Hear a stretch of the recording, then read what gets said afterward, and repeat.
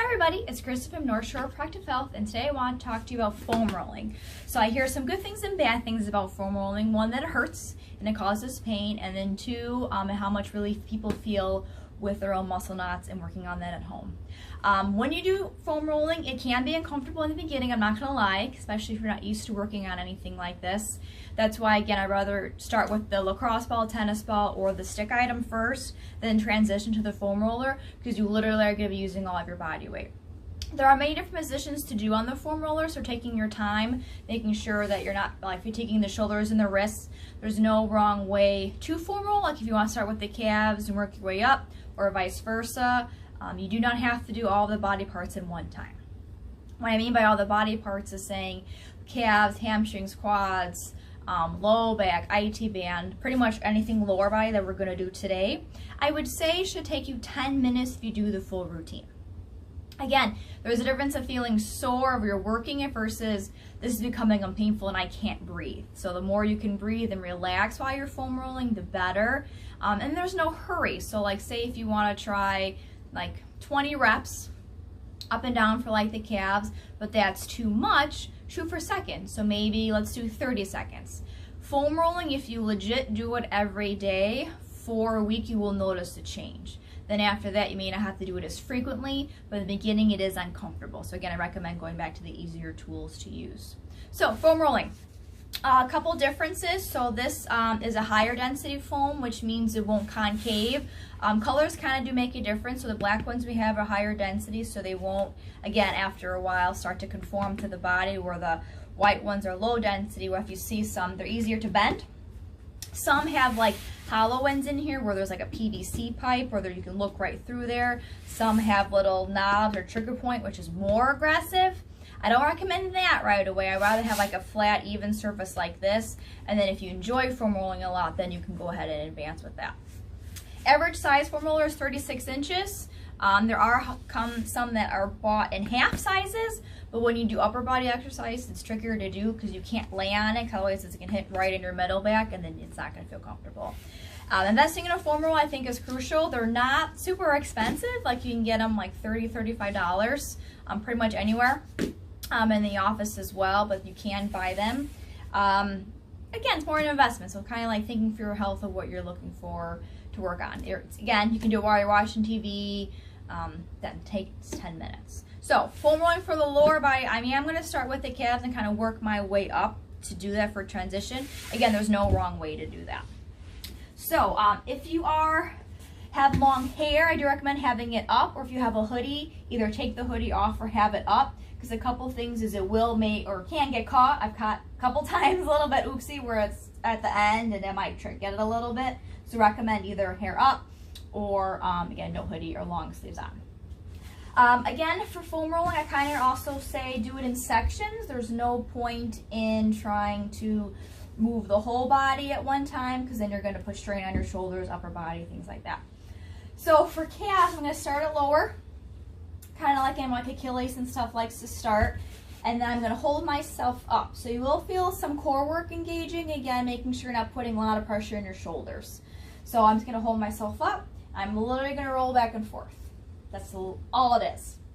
Making sure I breathe, trying to relax, so the muscles trying to work on them. If you're not breathing and relaxed, you're just going to keep getting tight again. So holding myself up, again, doing it in sections, because it's honestly too hard for me to try to reach to get the whole calf and come back. That's just put strain on the shoulders that I don't want. When I'm done with that, I go for like about a minute, then I kind of either move the legs or physically move the foam roller up to get the meatier part of the calves. If you want to be fancy, what you can do is you can toe out with the feet, or you can even toe in to get different parts of the calf muscle, which is really cool. Again, everyone's different, making sure you do what you can handle. Moving it on up, make sure you get behind the knees, because again, that's where a lot of the muscles attach and new ones start. So again, even if it's not really bothersome, like I feel okay with this, it's still good to do, because it also will help with hamstring range of motion and calf flexibility to work on it. All right, and then moving it up. So now I'm gonna get hamstrings, a little bit of like the bottom part of the butt, nothing super big yet, but this I can move and do the whole section pretty much easier with this. Again, breathing, taking your time, relaxing. Then if I want to, I can get more of the butt, so I'll kind of sit on it more and kind of roll back and forth on that. And I'm kind of grabbing my feet into the floor and kind of pull myself, so I'm not, again, trying to like overstretch, because that's not, again, going to feel good. Alrighty, so, and then when we did the stretch in the earlier videos for the piriformis for that figure 4 position, you can totally do this on the foam roller. So, same concept, cross one leg over the other. If my right knee is up, my right arm's gonna be down. My left arm can do whatever it wants. But then I can kind of move over a little bit and roll side to side. So I would also make sure you switch sides, but when you do this, again, you can rotate more, you can rotate less, wherever you feel super tight.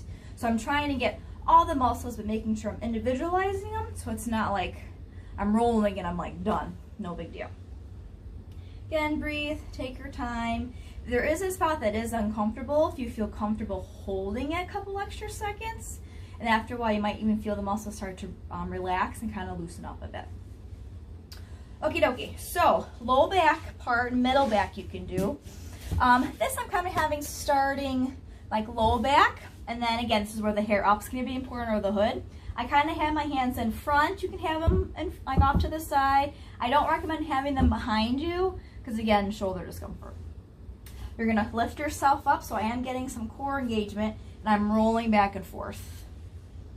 Yeah, making sure I breathe. Sometimes with this, I may feel a little bit of an adjustment, like a pop, because again, I'm going like pressure against pressure. Again, that's totally fine.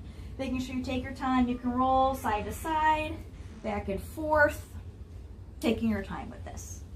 So after being in this position for a while, sometimes I'll like to take a break and then go onto my stomach to do the quad part. This is nice because I call it like an army crawl, because you're going to be on your forearm or your forearms. Foam rolling for this part, you'll start, it doesn't matter anywhere, but I don't recommend going over the kneecap. I would start and right above it.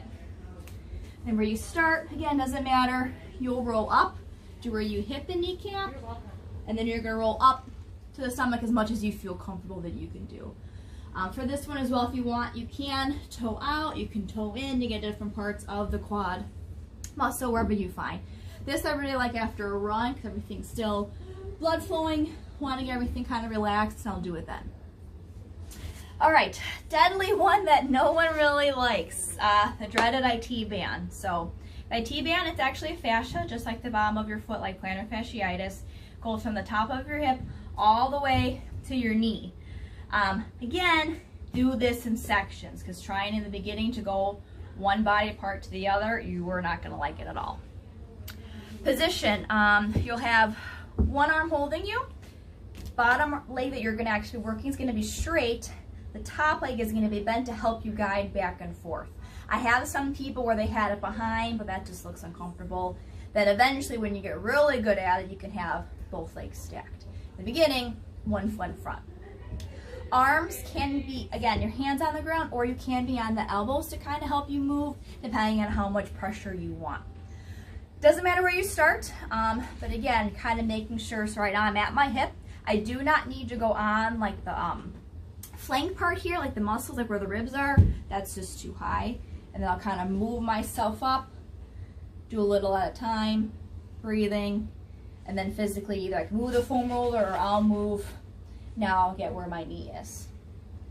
Little at a time, and then as you progress, you will be able to do one big roll. Again, that will take time and practice. And then make sure you breathe and take your time. Like right here doesn't feel good, but I will kind of let it sit for a couple extra seconds to let the muscle relax and breathe. Again, there's no order to foam rolling. You kind of can pick and choose what you would like to do. Just making sure you actually do it is the problem. Again, a little every day will make a difference. If you have any questions or want to learn more about foam rolling or making sure your form is correct, let me know. Give me a call, 847-362-4476. Thanks so much. Have a great day.